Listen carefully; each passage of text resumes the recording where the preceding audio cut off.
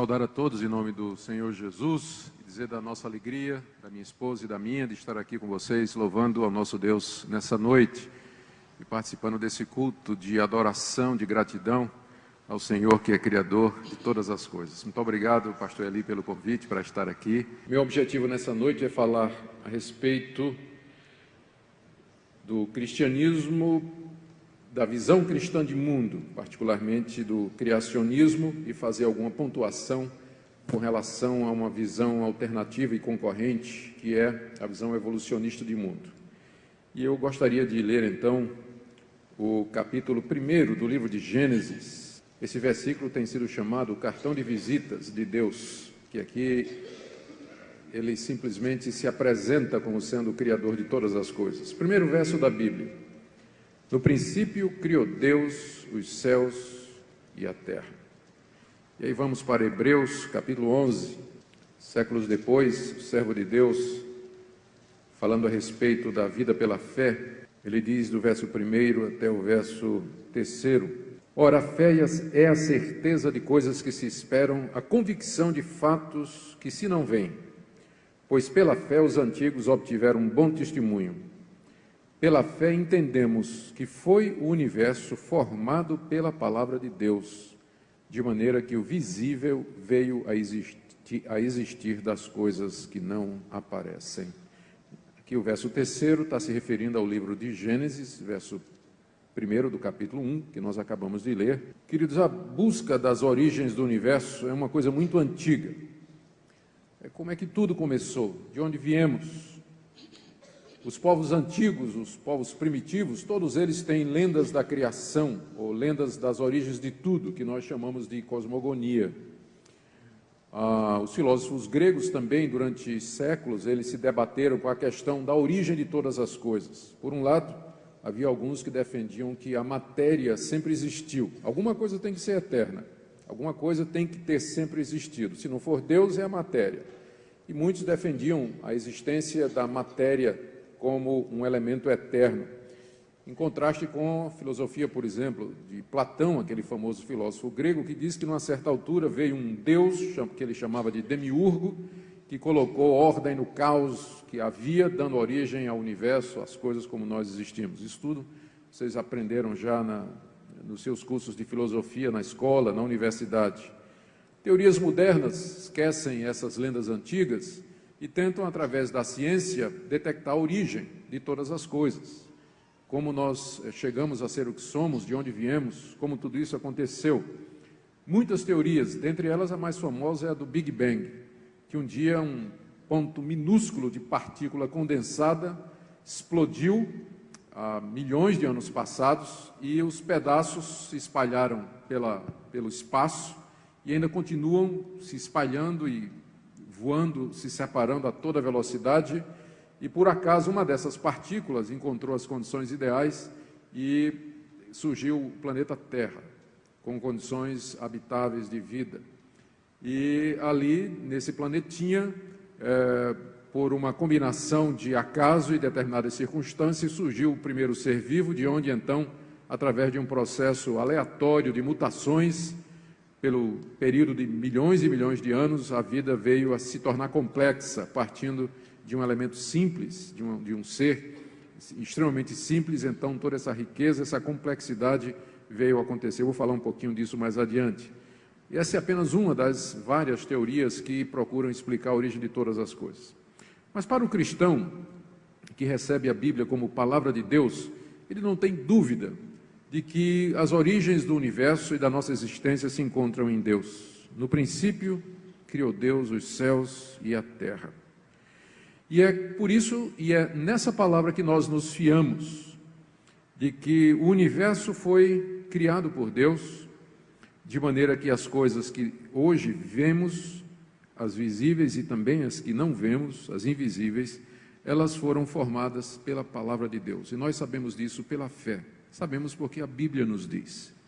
Porque, na verdade, eu vou falar disso mais adiante, foge do escopo da ciência determinar as origens. A ciência lida com fatos, com experimentos, ela afere a realidade com coisas que ela pode duplicar no laboratório. As origens do universo já se perderam num passado remoto. Então não tem como a ciência pontuar a respeito de como as coisas começaram. Isso tem mais a ver com filosofia, com metafísica e com o subjetivo, e assim por diante. Mas, de qualquer maneira, hoje existe um grande conflito quando se faz um uso indevido da ciência e se coloca a ciência em contraposição à fé e procura-se chamar os religiosos e os crentes em Deus de ignorantes, obscurantistas e assim por diante. Apesar de que o pessoal que faz esse barulho não é nem 2% da população mundial, não é? Vocês sabem que as estatísticas são de que a vasta maioria da população mundial, 95%, 96%, crê na existência de um Deus ou de deuses, enquanto que os ateus, eles são pouquinhos, só que eles fazem um barulho tremendo, não é? E eles querem usar a ciência como cavalo de Troia, como ferramenta para aniquilar a fé em Deus. Mas se nós vamos falar a respeito das origens de todas as coisas, da criação, nós temos que fazer algumas observações a respeito da própria Bíblia. Eu tenho que admitir para vocês que a Bíblia não é um manual de ciências, ela não é. A Bíblia não está escrita em linguagem científica e ela não foi dada para nos fornecer uma visão científica de mundo. Quando, por exemplo, a Bíblia diz que o sol se levanta numa extremidade do céu, percorre toda a sua extensão e se põe no outro, ela não está fazendo uma declaração científica, porque se você fosse tomar essa declaração como se fosse a declaração científica, você teria que dizer que o sistema é heliocêntrico, que a Terra é fixa e que o Sol é que se move em torno da Terra.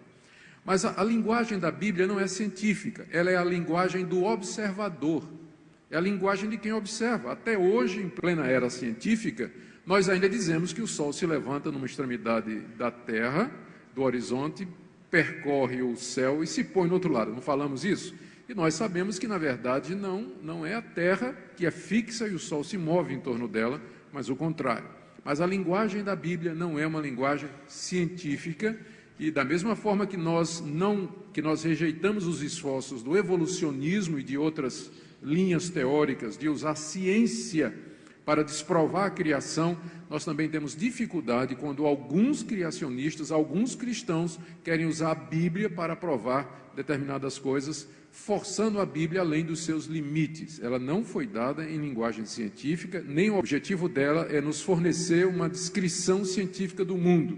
O propósito da Bíblia, quando fala da natureza e do mundo, é dizer que nós viemos de Deus, que o mundo existe por causa de Deus e para a sua glória, para que nós nos relacionemos com esse Deus Criador. E nós não podemos ir mais além do que isso. Todavia, aquilo que a Bíblia afirma sobre o mundo é verdadeiro. E nós devemos ler, por exemplo, o relato da criação, em Gênesis capítulo 1, não como lenda ou folclore, ou como mito, um mito fundante da nação de Israel, como uma elucubração dos autores bíblicos, ignorantes do modelo científico, mas devemos ler como uma descrição inspirada e verdadeira das coisas que aconteceram.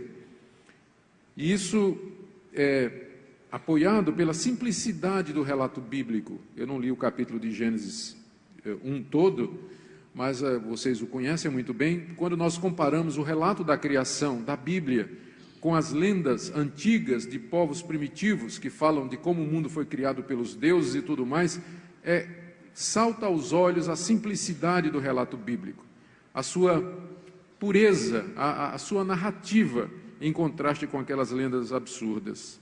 O testemunho da Bíblia como um todo é de que Deus criou todas as coisas e que Ele é o nosso Senhor e, portanto, Ele tem todo o direito sobre nós. Se eu fosse resumir para vocês o que a Bíblia diz sobre a criação, eu colocaria dessa maneira. Primeiro, isso está na Bíblia como um todo, Deus criou tudo o que existe. Não há nada que não tenha sido criado por Deus. E tudo o que existe, portanto, teve um começo, à exceção de Deus. A matéria não é eterna, não existe nenhuma substância que seja eterna. Deus, somente Deus, é eterno, e somente Ele existe desde toda a eternidade. Tudo mais que existe foi criado por Ele num determinado momento da história. Segunda coisa que a Bíblia nos ensina é que Deus criou como um ato livre da sua vontade. Não é que Ele tinha necessidade. É muito comum você ouvir os evangélicos dizerem isso, que Deus nos criou porque Ele queria companhia, porque Ele se sentia sozinho e precisava de uma complementação ou de expressar o seu amor e a sua natureza. Esse não é o Deus da Bíblia. O Deus da Bíblia é um Deus pleno, é um Deus perfeito, satisfeito em si mesmo. Ele já tinha diálogo, Pai, Filho e Espírito Santo, já tinha companhia, as três pessoas da Trindade. Ele não precisava de nada do que Ele criou. Ele não precisava de você, Ele não precisava de mim. Ele criou porque quis, foi um ato da sua vontade. A Bíblia deixa isso muito claro, que esse Deus autossuficiente, satisfeito, feliz, pleno em si mesmo, Ele determinou, Ele resolveu que um dia Ele haveria de criar o mundo e tudo o que nele há para a sua glória, como nós inclusive acabamos de cantar nesse último canto. Terceira coisa que a Bíblia nos diz é que Deus criou todas as coisas do nada, pela sua palavra. Como eu já mencionei, Ele não usou uma substância já pré-existente, uma matéria já pré-existente, mas Ele criou tudo pela palavra do seu poder. Haja luz, haja luz. E pelo fiat de Deus, tudo veio a existir. Ele criou tudo pela sua palavra. Em quarto lugar, Ele criou tudo para a sua glória. Isso aí é bom repetir, embora já tenhamos indicado antes. Ele criou tudo para a sua glória, para a manifestação do seu poder. E, finalmente, para proveito do homem, que Ele aprove criar a sua imagem e semelhança. A quinta coisa que eu creio que podemos dizer, a Bíblia nos ensina sobre a criação, é que o mundo que hoje existe, ele é essencialmente o mesmo mundo de quando ele foi criado. Eu sei que às vezes os evolucionistas nos acusam de fixismo. O fixismo seria a teoria de que é uma caricatura da posição criacionista que os evolucionistas querem pregar na testa da gente, dizer que nós somos fixistas, quer dizer que nada mudou desde que o mundo foi criado. Não é bem assim que nós estamos dizendo. Nós cremos, por exemplo, que a geografia mudou. Nós cremos que houve deslocamento de terra. Nós cremos que o relevo mudou. Nós cremos que há atividades sísmicas, atividades vulcânicas, que fizeram com que a geografia fosse alterada durante os séculos em que o mundo existe. Catástrofes aconteceram. Sabemos que muitas espécies de animais se extinguiram. Não é que surgiram novas espécies, mas é que dentro das próprias espécies os indivíduos se adaptaram. Eles se amoldaram ao meio ambiente. E surgiram então variedades dentro da mesma espécie. Mas basicamente o mundo que nós temos hoje, em que nós vivemos, ele é o mesmo do que quando foi criado por Deus. O que faz com que a visão criacionista ela seja diferente daquelas outras visões de mundo que nós acabamos de mencionar para vocês. Consequentemente, são inaceitáveis para o cristão qualquer teoria teológica ou com capa de científica que venha negar ou contradizer esses pontos. E eu não tenho dificuldade, eu vou dizer isso para vocês, eu não tenho dificuldade com várias das teses do evolucionismo. Minha dificuldade é que, no fim, o evolucionismo quer usar o método científico para negar a existência de Deus ou a ação de Deus no mundo. Deixe-me falar agora um pouco da importância dessa doutrina da criação para o cristianismo.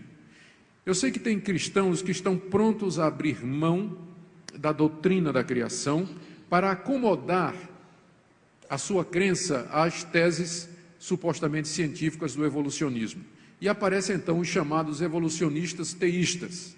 São aquelas pessoas que querem manter, por um lado, a ideia de que a evolução existe, que houve um Big Bang, que houve um ancestral comum e que através dos milhões de anos a vida veio a existir de forma complexa, mas aí eles querem também afirmar ao mesmo tempo que Deus é que está no controle de todas estas coisas, que Deus usou a evolução para poder termos hoje a complexidade que nós vemos ao nosso redor. O problema com essa posição, entre muitos outros, é que os evolucionistas morrem de rir com os evolucionistas teístas, dizendo que existe uma incompatibilidade irreconciliável entre o evolucionismo e a crença num Deus, porque um dos pilares da evolução é as mutações aleatórias, as chamadas mutações randômicas, acontecidas por acaso. Na hora que você coloca um Deus na equação, você tem que tirar essa ideia de acaso, Você tem que colocar a ideia de propósito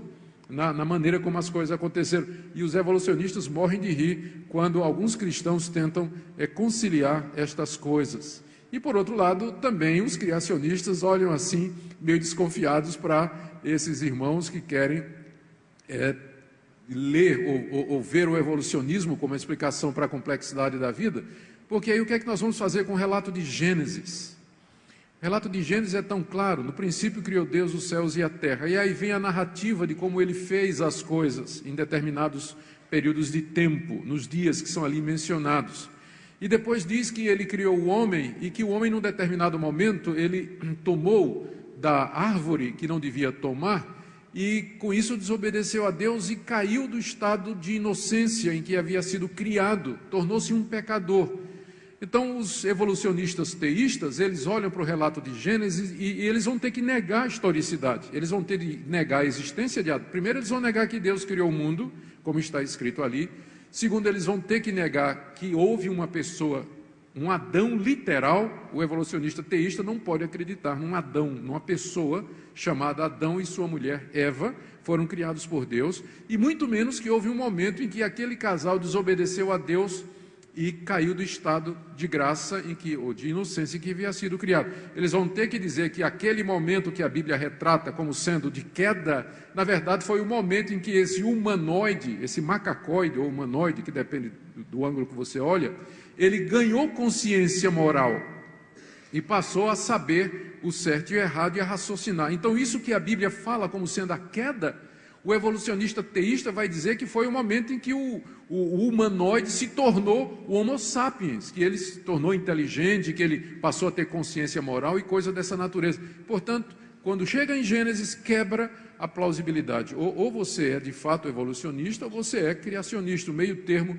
de fato, não satisfaz absolutamente os dois lados e levanta mais perguntas do que realmente traz soluções.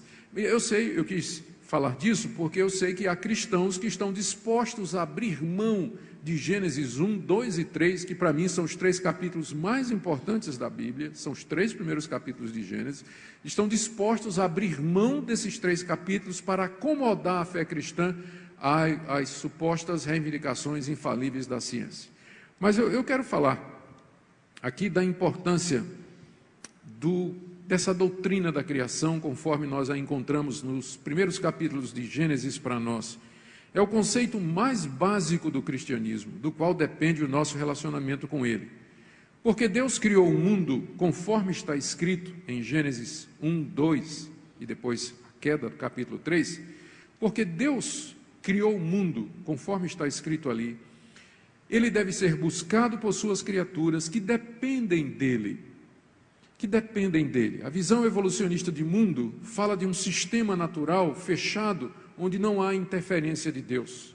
Já Gênesis capítulo 1, capítulo 2 e o restante da Bíblia nos fala de um Deus que não somente criou o mundo, mas que interage com esse mundo. Um Deus que está presente, que interfere na história. Se não fosse assim, nós não podíamos cantar o que nós cantamos. Entra na minha casa, muda a minha vida, mexe com minhas estruturas. Nós estaríamos clamando a um Deus que é impotente para fazer isso. Na visão evolucionista, ou chamada teísta, não é? Que é a combinação do evolucionismo com o cristianismo, Deus não interfere nos afazeres humanos. O sobrenatural não invade a história. Então, a doutrina da criação, como nós temos na Bíblia, ela é a base para o relacionamento pessoal com Deus. Porque se Deus não é esse Deus que criou o mundo e que interfere no mundo, que o sustenta e que o mantém, nós estamos orando a quem? Nós estamos nos relacionando com quem? A quem nós estamos buscando? Diante de quem estamos entregando a nossa vida e o nosso futuro? A um Deus que é um Deus que criou o mundo, conforme eles dizem, um Deus que talvez até tenha dado ponto de partida, comparado às vezes a um cara que fez um relógio, deu corda e deixou o mundo funcionando, e não interfere mais. Mas não é esse o Deus que a Bíblia nos apresenta no seu primeiro capítulo, mas é um Deus todo-poderoso, para quem nada é impossível. E, portanto, em segundo lugar, ele tem que ser adorado, e ele somente. A doutrina da criação, ela é a base na Bíblia para o monoteísmo. Todas as vezes que os autores bíblicos e os profetas dizem, não adorem outros deuses, não vão atrás de outros deuses. O argumento sempre é esse, porque o nosso Deus é o Deus dos céus e da terra, Ele é o Criador de todas as coisas. Os ídolos são vãos, os ídolos são invenção humana, mas o nosso Deus é o único Deus verdadeiro, Ele criou todas as coisas. Então, a doutrina da criação, ela é a base, inclusive, para o monoteísmo, para que nós adoremos a Deus somente. Em terceiro lugar, a criação é importante, essa doutrina, porque ele mostra que Deus domina sobre tudo e sobre todos, e que um dia Ele julgará o mundo. Ele tem autoridade sobre nós, porque Ele é o nosso Criador, e Ele tem essa autoridade porque Ele nos fez, e portanto Ele tem demandas morais sobre nós. Um dos problemas, exatamente, do naturalismo filosófico, do darwinismo e do evolucionismo, é que nos deixa sem obrigação moral. Se eu sou resultado de um processo randômico, aleatório de mutações através dos séculos, nada mais sou de que uma espécie animal privilegiada porque tenho consciência. Não existe base para imperativos morais, não tem uma base para dizer isso é certo e isso é errado. Se Deus não existe, vale tudo. A única base que eu tenho para dizer, ou para moralidade, para ética, é um referencial fora de mim. Fora de mim, porque se o referencial está dentro de mim, ele se torna relativo. Porque o que é certo para mim não é certo para o outro. O que eu considero errado não é errado para o outro. Então, uma das implicações do naturalismo filosófico, que é a base do evolucionismo e do darwinismo, é exatamente que fica sem base para você dizer, por exemplo, eu sou contra o aborto, ou eu sou contra a eutanásia, ou eu sou contra a eliminação dos velhos, dos fracos e dos doentes. Pensa bem, por que eu vou me preocupar em salvar as baleias? Eu sou uma espécie dominante. Eu sou uma espécie que evoluiu e me tornei a espécie maior do planeta, que morram as baleias, que morram as focas, que acabe a floresta amazônica, para que eu, como espécie dominadora e predominante, siga o meu destino. Qual é a base que eu tenho para clamar por ecologia, para ter misericórdia dos velhos, que morram os velhos, que morram os aleijados, que morram os desfigurados? Porque eles ficam um tropeço para a humanidade, diria. A rigor eles teriam que dizer isso. A lei não é a sobrevivência do mais apto, não é a sobrevivência do mais forte. Então que se acabe tudo que impede que os mais puros e os mais fortes predominem. Se você tirar Deus da história, pode tudo. Então, a base, esses versículos, capítulos iniciais do livro de Gênesis, estabelecem que Deus, Ele é o Criador e, portanto, Ele é o legislador. O mesmo Deus que colocou ordens e princípios que governam o mundo natural, é o mesmo Deus que colocou ordem e colocou princípios e normas e leis que regem o mundo espiritual e moral. E eu vou um dia responder para Ele. Tirar da doutrina da criação e de um Deus que fez todas as coisas, nós não temos mais base, nem por amor ao próximo. Que morra o próximo, eu que sobreviva, né? É a lei do mais forte, eu é que tenho que sobreviver. Se eu tiver que passar por cima do meu próximo, é assim a natureza. E assim eu vou em frente, pisando em cima de tudo e de todos. Mas em quarto lugar, a doutrina da criação me diz que existe um propósito, existe um sentido bom e correto para o mundo e para a existência do homem. Se nós somos o resultado de um processo aleatório de mutações ocorrida durante um longo processo de tempo, de fato a história não tem sentido, ela é caótica, tudo acontece por acaso, não existe um propósito na vida, não existe uma razão de ser, não existe um motivo para a minha existência a não ser comer, beber, dormir, me divertir, me procriar e assim aproveitar a vida enquanto eu posso. Mas a doutrina da criação me fala de um Deus que fez um mundo com um plano, com um propósito e que me diz que a história ela não acontece em círculos, como diziam os gregos, ou não é o caos, como acreditava a antiga cultura chinesa, mas ela se move para uma consumação, ela se move para um propósito, porque há um Deus que controla todas as coisas, há um Deus que fez o mundo e fez com um propósito e como um objetivo. Pode ser que eu não entenda tudo que acontece comigo, e às vezes é difícil a gente entender. E eu sei que eu estou afirmando uma coisa que nós temos que receber pela fé, que a existência faz sentido. e que há um propósito em todas as coisas. Eu lembro a história de um missionário, de um rapaz que queria ser missionário, passou a vida toda pedindo a Deus uma oportunidade de ir para os índios. Finalmente ele conseguiu o treinamento missionário e foi para os índios. Descobriram a tribo na África e ele ia ser o primeiro a fazer contato. Depois de muita luta, ele chegou naquela tribo e quando entrou no terreno da aldeia que ele olhou, eram canibais. Ele virou-se para correr, era tarde. Os índios pegaram. E aí a próxima cena é aquele moço amarrado assim numa estaca no meio da aldeia, e na frente dele aquele caldeirão gigantesco com água borbulhando, fogo por baixo, e o cozinheiro cortando legumes e olhando para ele, né? Cortando legumes e olhando para ele. E o rapaz na agonia lá, Senhor, tenha misericórdia de mim. De repente o pajé, o chefe, tem uma inspiração. Chama o cozinheiro e diz: ô cozinheiro, corta aí um pedaço da carne desse homem, eu quero ver se é boa. O cozinheiro pegou a faca, olhou e disse: eu vou tirar da batata da perna. Aí chegou lá, cortou o filé, trouxe para o chefe da aldeia.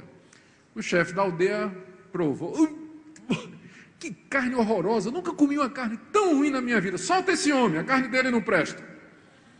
A próxima cena, o missionário correndo no mato, voltando para casa, louvando a Deus, dizendo: Senhor, agora eu sei porque é que o Senhor me deu aquela perna de borracha.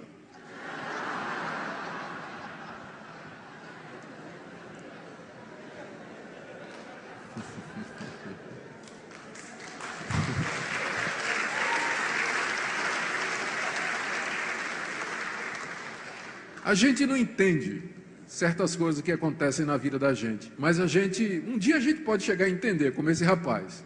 Mas o ponto da Bíblia, quando a Bíblia fala que Deus criou todas as coisas, e que tudo que existe veio à luz, veio a existir pela sua vontade, essa Bíblia nos diz que Deus tem um plano e tem um propósito para a nossa existência e para o mundo. Isso nos livra das ideias como, por exemplo, da história se movendo em círculos, sorte, azar, acaso.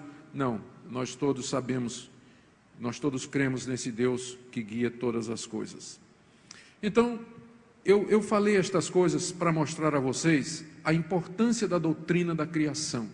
Na hora que nós sacrificamos ou consideramos secundária essa questão de que Deus criou o mundo e que Ele é o autor de todas as coisas, nós praticamente tiramos a base do cristianismo.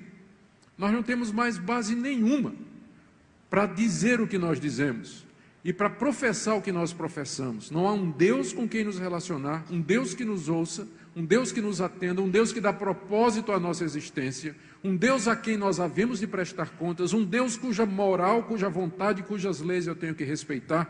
Então, a situação é um caos completo na hora que nós sacrificamos a doutrina da criação, conforme está aqui na Bíblia, para tentar acomodá-la às supostas reivindicações infalíveis da ciência, reivindicações essas que mudam a cada 50 anos. Até menos do que isso, novos paradigmas surgem, ideias que eram tidas como infalíveis há alguns anos passados, mudaram. Os cientistas durante muitos anos pensaram que a Terra era o centro do universo, não é? E que o Sol girava em torno. Esse paradigma foi completamente mudado por um outro paradigma e que um dia pode mudar também. E todos os paradigmas que nós temos, eles podem um dia serem mudados e transformados.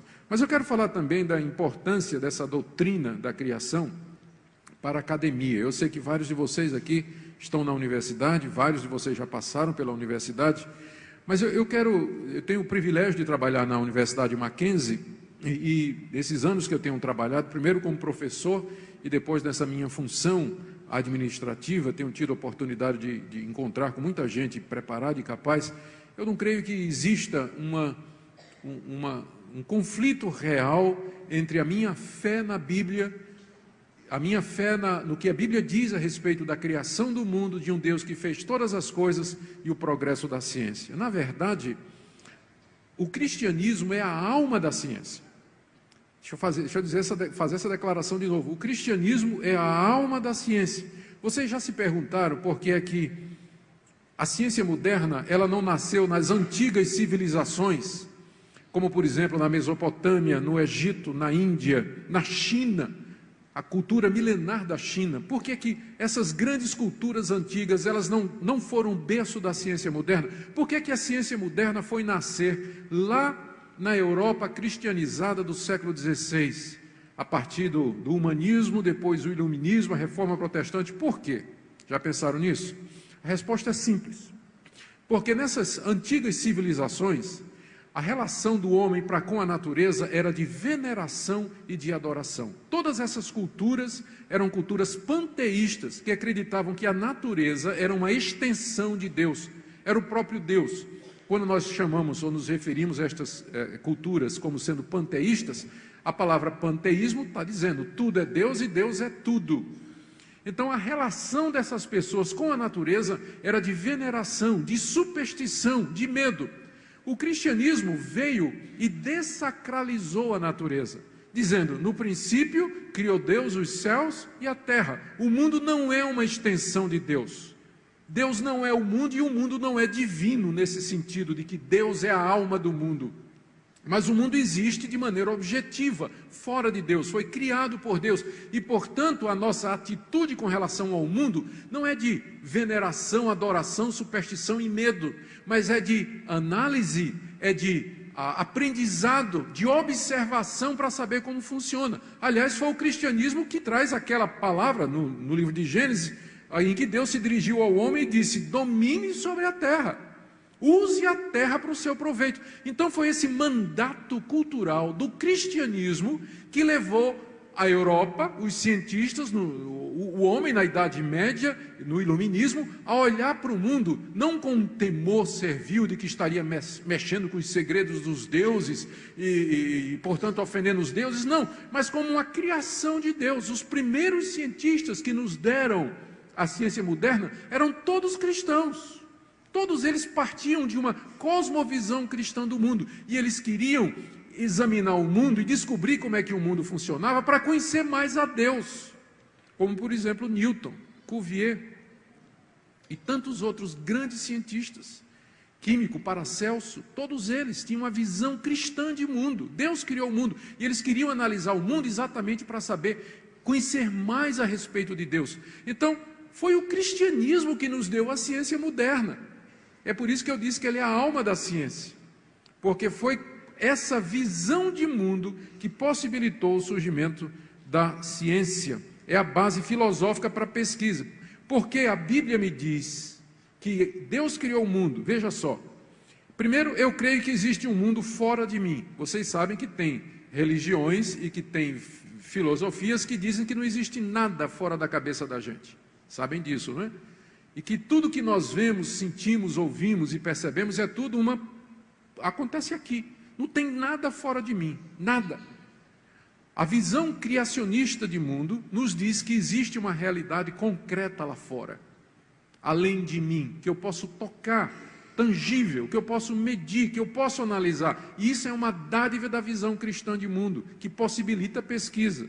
Segunda coisa, a visão cristã de mundo, o criacionismo, diz que o mundo é bom. Na perspectiva chinesa, o mundo, nas antigas culturas chinesas, o mundo é caos, é desordem.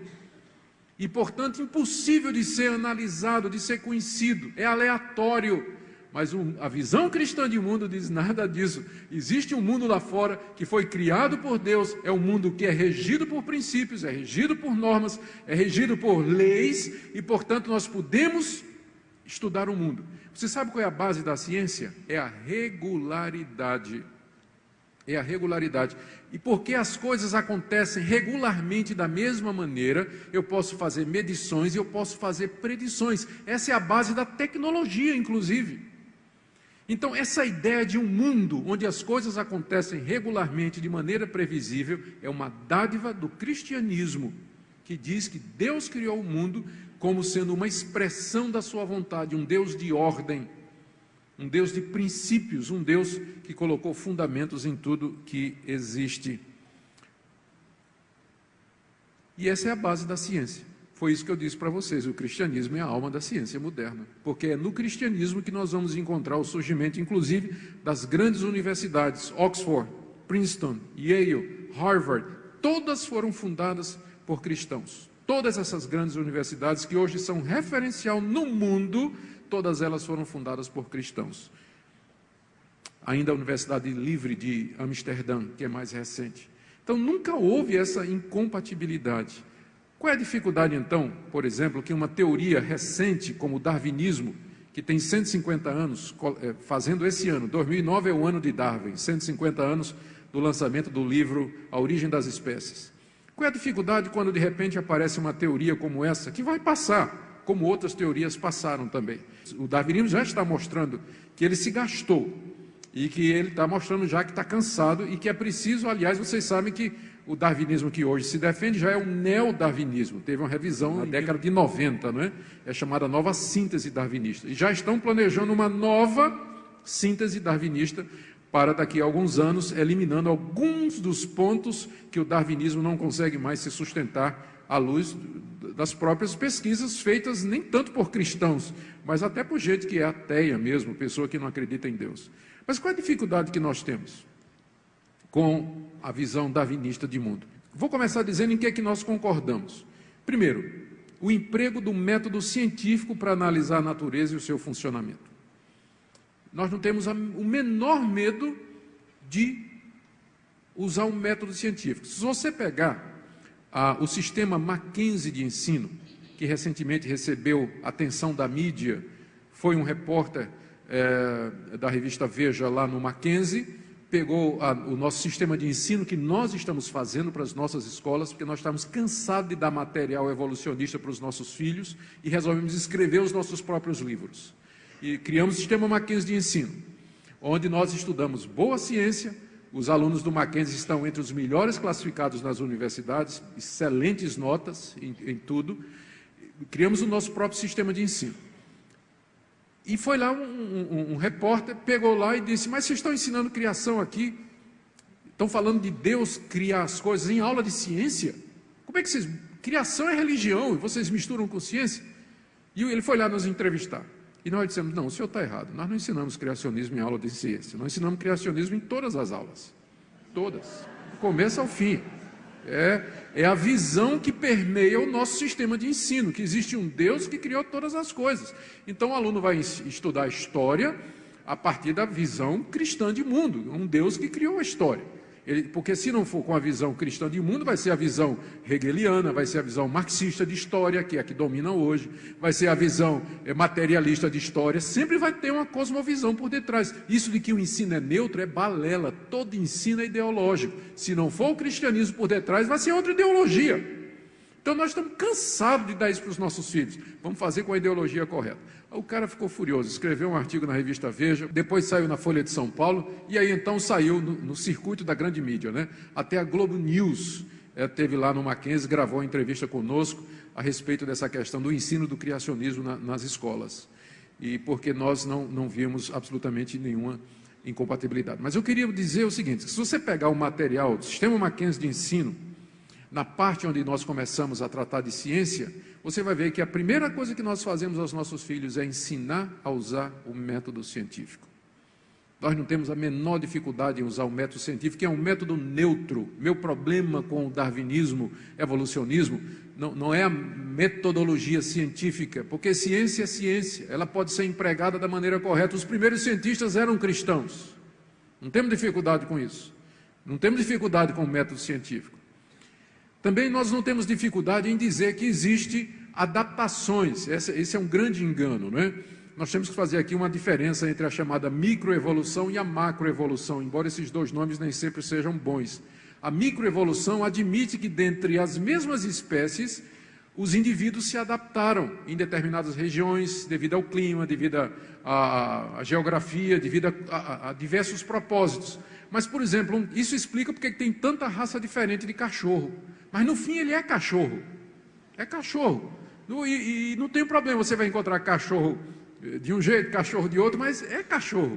Então, nós não temos problema de que dentro é aquela famosa pesquisa dos tentilhões pesquisa não, foi a constatação de Darwin aos 20 e poucos anos, quando esteve nas Ilhas Galápagos, ele viu lá que os tentilhões, eles mudavam o tamanho do bico, dependendo da região em que eles estavam e da época do ano. Eles aumentavam ou diminuíam o bico era mais curvo e tudo mais. E aí ele extrapolou para dizer que as espécies, então, haviam sido criadas através desse processo de adaptação. Eu acho que a extrapolação é indevida. O máximo que ele pode dizer é que determinadas espécies, elas se adaptam ao meio ambiente, alterando algumas das suas qualidades. Isso o cristão não tem problema. Isso aí está totalmente comprovado. Isso é ciência. Dizer que de espécies, indivíduos da mesma espécie, eles se adaptam a determinados ambientes. Nós não temos dificuldade com isso, que é chamado de microevolução. O problema é quando você quer dizer que uma espécie se transmuda em outra. Aí, para isso, nós vamos pedir, então, a evidência fóssil, e não tem. Então, porque deveria haver, não é? Se é um processo de milhões de anos, de uma espécie se transmudando em outra, nós deveríamos ter cemitérios e cemitérios de elos perdidos. Os evolucionistas dizem que eles vão achar. É uma questão de tempo. Tá bem, estamos esperando. Estamos esperando já há 150 anos, que foi o tempo, foi quando Darwin lançou essa teoria. Aliás, não foi nem ele que criou, antes dele já tinha quem dizia, ele popularizou isso aí. Mas nós estamos esperando há 150 anos para eles encontrarem os elos perdidos e não encontram. Não encontram. Não tem. E porque essa aí é uma das dificuldades que nós temos. Mas então, nós concordamos com os evolucionistas no uso do método científico, na ideia da adaptação dentro das espécies, nós não temos dificuldade com isso. Mas qual é a nossa dificuldade? É que eles querem usar, às vezes, a ciência como se fosse uma coisa neutra. Vocês já viram a tirania da ciência? Eles usam a ciência como sendo a fonte maior do conhecimento. E aquilo que não puder ser provado pelo método científico não existe. Portanto, Deus está de fora e um monte de coisa está de fora. Só que o darwinismo e o evolucionismo, como qualquer outro modelo científico, ele não é objetivamente neutro. Ele tem pressupostos. O cientista, ele leva para o seu laboratório, para a sua mesa de pesquisa, aquilo em que ele crê antes de fazer a pesquisa. Então, se eles nos acusam de que nós, os cientistas cristãos, já vamos fazer as nossas pesquisas viciando os resultados porque nós partimos da existência em Deus, nós podemos devolver a mesma acusação, de que eles vão fazer a pesquisa acreditando que Deus não existe. É um a priori que também eles não podem provar. Eles não podem provar cientificamente que Deus existe nem que Ele não existe. Então, no fim, tem essa subjetividade também dentro do evolucionismo, do método científico. E querem saber? Para mim, isso não é uma briga científica, criacionismo e evolução. Isso é uma briga religiosa. Essa é uma disputa religiosa, porque no final, nós vamos sempre ter que dar um salto de fé. O criacionista vai dar um salto, ele vai crer na existência de Deus, porque a Bíblia diz que Deus existe, e o evolucionista vai ter que crer ou que a matéria é eterna, ou que existia uma pré-matéria, ele vai ter que acreditar em alguma coisa que ele não vai provar pelo método científico. Então, fé por fé, uns fé de mais, outros fé de menos, não é? Fé por fé, eu fico com a Bíblia, eu fico com a palavra de Deus, que me diz, e que me dá essa visão unificada de mundo, que faz o mundo ter sentido para mim, e que tem sobrevivido e subsistido muito mais tempo do que mais essa teoria que está dando sinais de desgaste. Então, a primeira dificuldade com o darwinismo e o evolucionismo é que eles tentam pregar na testa da gente o nome subjetivismo e religião, como se eles fossem neutros e como se eles fossem científicos. Isso não é verdade. Eles também têm de crer em alguma coisa que eles não poderão provar cientificamente. Segunda dificuldade é o naturalismo filosófico que permeia o darwinismo. O naturalismo filosófico, o nome já está dizendo, é uma filosofia que diz que sempre existe, que existe uma causa natural para tudo que existe. Tudo que existe pode ser explicado em termos de causas naturais. O mundo é visto como um sistema fechado de causa e de efeito. Antigamente, na ignorância do mundo, as pessoas imaginavam que quando caía um raio, era um Deus que estava com raiva e estava atacando fogo em alguém. Hoje a gente sabe por que tem um relâmpago. Então existe uma explicação que deixou Deus de fora. Então antigamente, quando o pessoal não conhecia bem a medicina, bactéria, vírus e tudo mais, pensava que todo mundo que ficava doente era o castigo dos deuses, ou que estava endemoniado. Hoje, a medicina botou Deus para fora, porque nós já sabemos de vírus, sabemos de bactérias, sabemos de todas estas coisas. Então, eles dizem Então o naturalismo filosófico, ele empurra Deus para fora da existência do homem, porque ele fica dando explicações naturais para tudo o que existe. Então quem precisa de Deus quando a ciência já explicou tudo o que existe? Então essa visão de mundo como um sistema fechado de causa e efeito é a visão de mundo adotada pelo darwinismo e pelos evolucionistas, e que é o pressuposto deles. Eu volto àquilo que eu disse. Eu não tenho dificuldade com o método científico e nem com as descobertas dos evolucionistas sobre a adaptação das espécies. Eu não tenho problema com isso. Meu problema é com o pressuposto religioso deles, que é o naturalismo filosófico, que no fim acaba empurrando Deus para fora da equação. E há coisas que eles não vão realmente explicar com o naturalismo filosófico, não é? Porque se o mundo é um sistema fechado de causa e de efeito, por que é que teima as pessoas em acreditar em Deus? Eu vou só partir disso aí. A ponto do Richard Dawkins, o famoso ateu que escreveu aquele best-seller publicado no Brasil, Deus, um Delírio, ele é obrigado a dizer que a crença em Deus, ele criou um gene chamado meme, é o gene de Deus. Ele diz que é um defeito genético que nós passamos para os nossos filhos, que o ser humano insiste em acreditar em Deus quando ele não tem a menor evidência científica disso. Ele chama isso de um meme. É uma espécie de alguma coisa que é transmitida hereditariamente, mas em termos de cultura, mais assim social, de convicções, em vez de ser uma característica genética. E a gente pega o Dawkins na mesma argumentação dele, né? Se ele já descobriu, se ele já isolou o meme cientificamente. A resposta é não, né? Ele imagina que existe isso, mas não usou. Ora, explicação por explicação, não é? Se ele não consegue submeter a hipótese dele à experimentação científica, por que ele fica, então, nos acusando de sermos subjetivos ou coisa dessa natureza? Mas é por aí que eles estão indo. Então, a dificuldade é essa. Os 3 pilares ideológicos de Darwin são chamados as 3 colunas do evolucionismo. Primeiro, de que todos nós viemos de um ancestral comum. Toda essa complexidade de vida que nós temos hoje, um dia evoluiu a partir de um ser unicelular. A vida veio do mais simples para o mais complexo.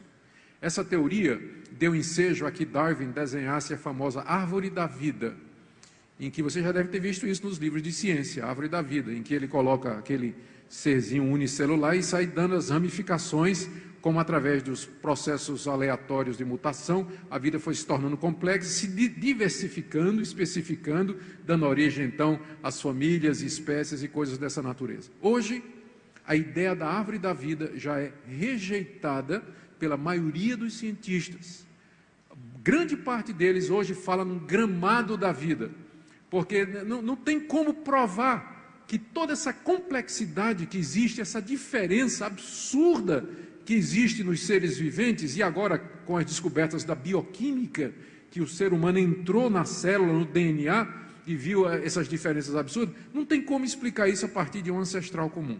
Então, essa ideia da ancestralidade comum, ela vem sendo discutida e já vem sendo rejeitada em favor do que chamam, dizem que a árvore da vida parece mais um gramado, né? Era como se a vida tivesse surgido espontaneamente, eles dizem, em várias partes do mundo ao mesmo tempo, porque não tem como explicar que tudo veio de apenas uma entidade.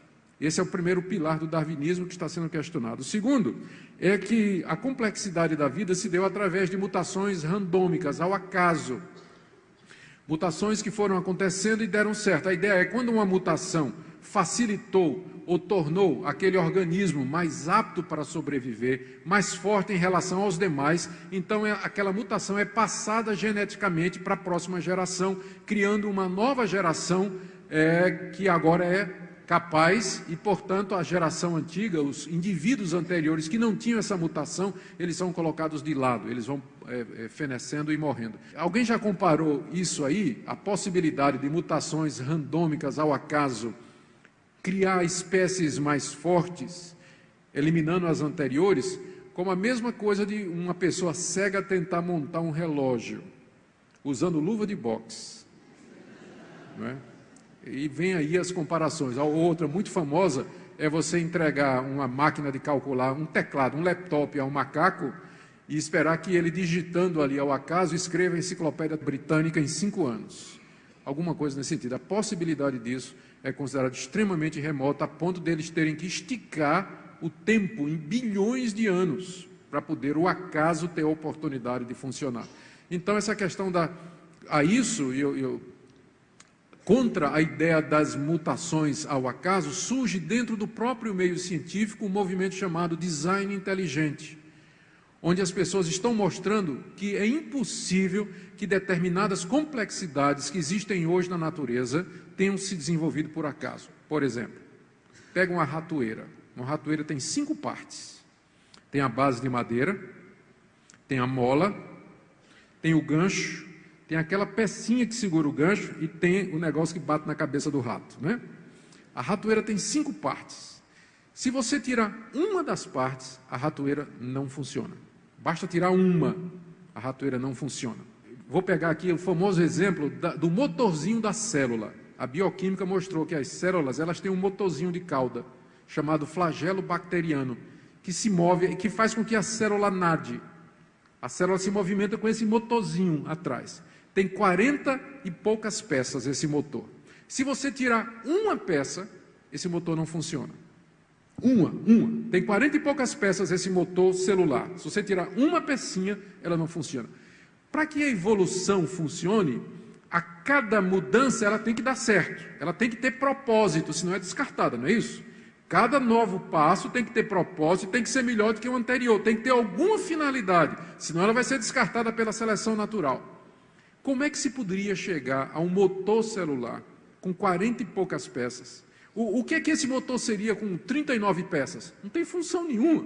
Com 38, não tem função nenhuma. Com 35, não tem função nenhuma. Com isso, esse é apenas um exemplo. Os cientistas, pela bioquímica, têm descoberto mais e mais coisas que eles chamam de complexidades irredutíveis. Você não pode reduzir, você não pode tirar uma peça. Como é que o acaso fez isso? Esse movimento é chamado de design inteligente.